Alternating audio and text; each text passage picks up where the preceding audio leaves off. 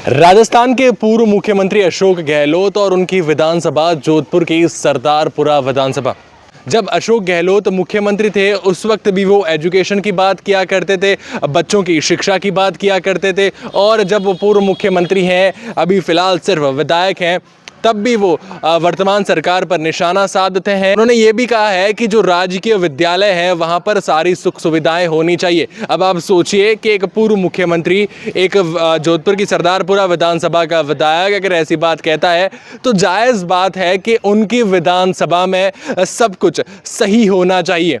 और अगर वो शिक्षा की बात करते हैं, एजुकेशन की बात करते हैं, स्कूलों की सुख सुविधाओं की बात करते हैं, तो शायद उनकी विधानसभा में स्कूलें भी सही होनी चाहिए।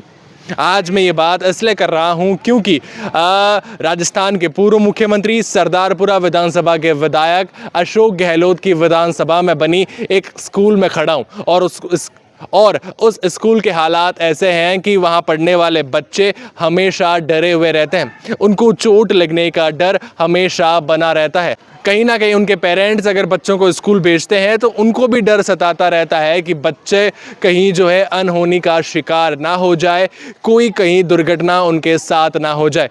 मैं आपको बताता हूँ कि ये एक मंडोर में बना राजकीय विद्यालय है जहाँ के हालात आप देख सकते हैं। ये वह ग्राउंड है, ये वह मैदान है जहाँ बच्चे खेला करते हैं, चाहे इंटरवल के समय हो, चाहे छुट्टी के वक्त घर जाते समय हो। अब ये देखिए, एक ये पोल लगा हुआ है जिसके तार कहीं ना कहीं खुले पड़े हैं। ये मौसम है बारिश का, ये सीज़न है मॉनसून का। तो आप सोचिए कि इस बारिश के बाद करंट का डर कितना बना रहता होगा। ये तो हो गई एक पोल की बात। और अगर दूसरे पोल की बात करें, एक पोल जो है इस बारिश के बाद जब आंधी तूफान आते हैं तो वो पोल जो है क्षतिग्रस्त होकर नीचे गिर पड़ा है। सबसे बड़ी बात ये रही कि नीचे उस वक्त कोई बच्चा नहीं मौजूद था, स्कूल उस वक्त बंद था, तो शायद कोई अनहोनी नहीं हुई। दूसरी बड़ी बात ये है कि ये दूसरा पोल जो है वो भी आपको अधर झूल दिख रहा होगा, ये झूलता हुआ पोल आपको दिख रहा होगा। ये भी शायद कभी ना कभी गिर सकता है। तो आप सोचिए, यहाँ इस विद्यालय में पढ़ने वाले बच्चे कितना डर कर इधर खेलते होंगे, कितना डर कर इस विद्यालय में आते होंगे। यहाँ जो खेलने का मैदान है वो भी पूरी तरह से टूटा पड़ा है। यहाँ जगह जगह गड्ढे हो रखे हैं। और दूसरी बड़ी बात यह है कि करंट का डर सता रहा है, पोल कभी भी गिर सकता है। इस विद्यालय में पानी अगर भर जाए तो निकलने की व्यवस्था भी जो है वो सुचारू रूप से नहीं है। अब चलिए मैं इधर की तरफ दिखाता हूँ। देखिए, एक पेड़ जो है काट तो दिया गया था, हटा भी दिया गया था, लेकिन अब इसकी जो है पूर्ण व्यवस्था नहीं की गई है। क्योंकि बच्चे नहीं जब भी खेलते हैं तो उनको नहीं पता चलता कि कहाँ दौड़ना होता है। वो एक्साइटमेंट में रहते हैं, वो अपने खेल में रहते हैं। अब सोचिए, यहाँ कहीं बच्चा अगर गिर जाए तो उसको कितनी चोट लग सकती है। इस विधानसभा के विधायक वो हैं जो जयपुर में बैठे रहते हैं। इस विधानसभा के विधायक वो हैं जो पूर्व मुख्यमंत्री रह चुके हैं। इस विधानसभा के विधायक वो हैं जो हमेशा एजुकेशन की बात करते हैं, बच्चों की शिक्षा के लिए बात करते हैं। लेकिन देखा जाए उनकी विधानसभा के स्कूल के हालात ऐसे हैं। फिर से बताना चाहूँगा, पोल कभी भी भरभरा कर गिर सकता है, करंट का डर हमेशा सताता रहता है। ये मैदान जो है जगह जगह से टूटा पड़ा है। खैर, यहाँ जो अभिभावक हैं, जो क्षेत्रवासी हैं, चलिए उनसे बात करते हैं, आखिर उनका इस बारे में क्या कहना है। देखिए, इस विद्यालय में पढ़ने वाले बच्चों से मैं बात करता हूं कि आखिर कितना डर डर कर उनको स्कूल आना पड़ता है, कितना डर डर कर इंटरवल में या छुट्टी के वक्त इनको यहाँ पर खेलना पड़ता है। क्या नाम है? नाम चेतन राम। क्या चेतन राम, मैं ये पूछना चाहूँगा कि क्या क्या यहाँ पर सुविधाएं नहीं हैं, कितना आपको यहाँ पर डर लगता है, क्या क्या परेशानियाँ आपको यहाँ पर होती है? बारिश के मौसम में जब ये थंबे गिरे हुए हैं वहाँ पे करंट का डर भी रहता है, और ये मैदान भी नहीं है, इसीलिए कीचड़ में भी मौसम में गिरने का संभावना है। आप क्या कहेंगे, कितनी परेशानी होती है आपको? परेशानी तो सर करंट से होती है। हम खेलने के लिए मैदान भी नहीं है, मैदान भी टूटे हुए हैं सर। देखो, इधर भी खेलने का जगह नहीं है, और गाय भी आती है बहुत इसके अंदर। कौन सी क्लास में आप? मैं 11th क्लास। 11वीं क्लास में है आप। शुरुआत से यहीं पढ़ रहे हैं? नहीं, 10th में आया। अच्छा, तो पूरा लगभग 1 साल आपको हो गया है यहाँ पर। तो कितनी परेशानी आपको यहाँ पर होती है? परेशानियाँ तो बहुत है यहाँ।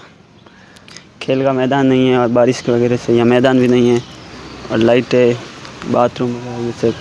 अच्छा, मतलब वॉशरूम की अगर देखा जाए तो वो भी सही नहीं है, खेल का मैदान जो है वो भी टूटा पड़ा है, यहाँ करंट का डर सता रहा है। यस। तो देखिए, ये इस विद्यालय के कुछ बच्चे हैं जो जिनका कहना है कि कहीं ना कहीं हमेशा हमें डर सताता रहता है, चाहे बारिश हो या नहीं हो, लेकिन डर हमेशा लगा रहता है। पर वो है कि शिक्षा प्राप्त करनी है, स्कूल जाना ज़रूरी है, मजबूरी के कारण जो है हम स्कूल आ जाते हैं और डर डर कर पूरा दिन हमें निकालना पड़ता है। देखिए, उस विद्यालय के बाहर आ चुका हूँ मैं, उस विद्यालय में जहाँ बच्चों से ज़्यादा आपको गायें दिखाई देगी। ये देखिए, अब जो गायें आपको दिख रही है इसी विद्यालय से निकली है। मतलब जो पूर्व मुख्यमंत्री शिक्षा एजुकेशन की बात करते हैं और उन्हीं की विधानसभा में जब ऐसे हालात मिलते हैं, उन्हीं की विधानसभा के स्कूल में ऐसे हालात मिलते हैं, तो ये सोचने वाला विषय बन जाता है।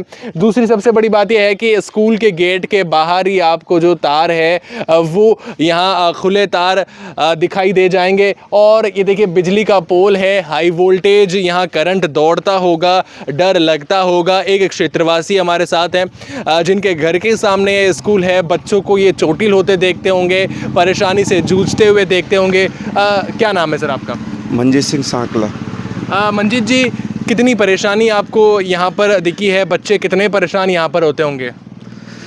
ये स्कूल पिछले कुछ सालों से उपेक्षा का शिकार हो रखी है। यहाँ पर पिछले कुछ सालों में कोई तरह का डेवलपमेंट नहीं हुआ है, आधारभूत सुविधाएं यहाँ बिल्कुल नहीं है और आज उस कारण यहाँ बच्चों की बहुत बड़ी स्ट्रेंथ रहती थी। हमारा बचपन भी इसी स्कूल में निकला था, लेकिन आज की स्थिति है कि अपना बच्चे का कोई एडमिशन करवाना यहाँ पसंद नहीं करता क्षेत्रवासी।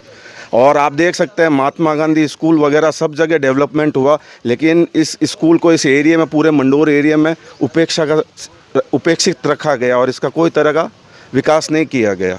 ये विधानसभा भी उन्हीं की है जो कई बार मुख्यमंत्री रह चुके हैं, जो कई बार सांसद भी रह चुके हैं। वो हमारे समाज से ही हैं, लेकिन आज आप खुद देखें और आपको डिटेल में बताएंगे कि किस तरह खंभे गिरे हुए हैं, किस तरह जर्जर अवस्था में भवन पड़े हैं, क्या स्थिति है। कोई तरह से बेसिक जो सुविधाएं होनी चाहिए, जिस तरह कि भाई बच्चों को एक आम सुविधाएं मिले, वो तक नहीं है। आप ये समझ लें, टॉयलेट से लेके सब कुछ अव्यवस्थित है इस स्कूल में।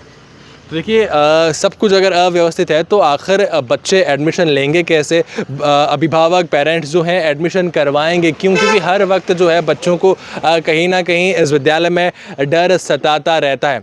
आप इस बारे में क्या कहेंगे, ज़रूर बताएं और ऐसी जानकारियों के लिए द खटक के साथ जुड़े रहें।